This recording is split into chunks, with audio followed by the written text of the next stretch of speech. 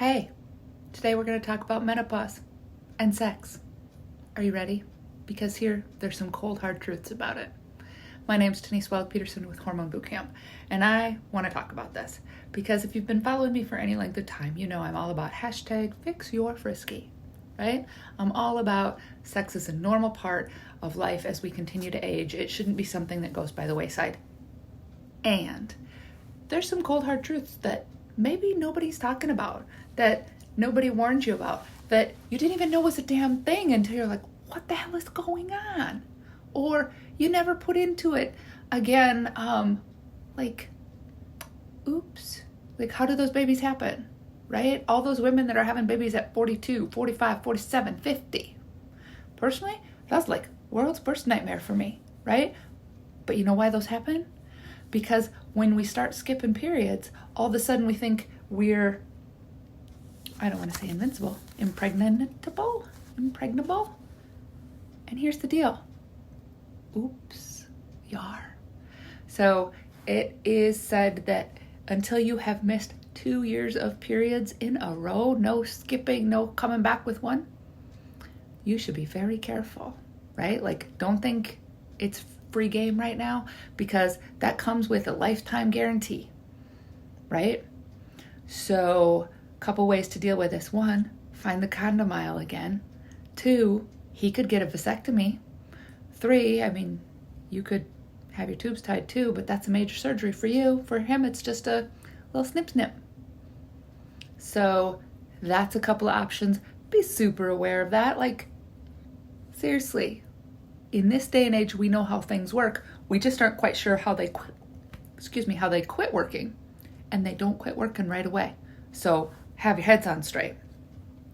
Next, did you know that there's such a thing as vaginal atrophy and vaginal dryness? Not just I'm not interested dryness, but I don't care how interested you are dryness, right? That's a thing. So while you're in the condom aisle, right next to them, you're going to find lubes. They're kind of fun. You should try them, right? I don't know that I have a favorite brand. Do you? Feel free to put it in the comments. I'd love to hear. But it's an aisle we just need to get used to being in again, right? And vaginal atrophy, that means just like any other muscle. The vagina is a muscle, right? And if you don't use it regularly, it atrophies, it gets smaller. Just like your bicep, if you don't use it, it gets smaller. And that doesn't help the situation particularly either, no matter how much your partner might think so.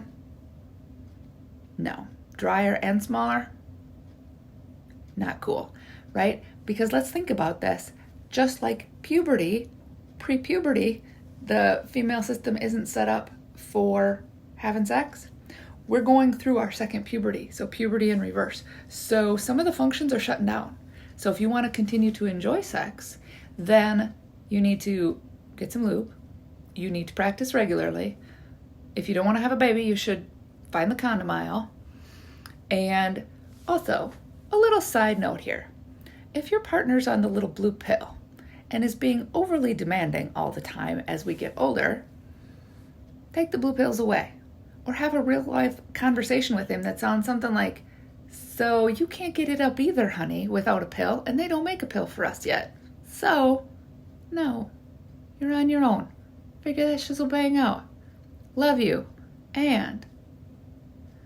But I'm not saying give it up all the way. All right. Just a thought here on the side note, ladies. So here in Minnesota, it has just been declared that gyms will not open for another 5 weeks. So I'm going to be talking a lot more to you about some of the things we can do to create some normalcy on our stay-at-home life and our stay-at-home exercise. Be sure to stay tuned on all the things that are coming up. Meanwhile, freeze that Easter candy, put it away. You don't need it all today. It'll still be there for a while. Okay? Have a fantastic one.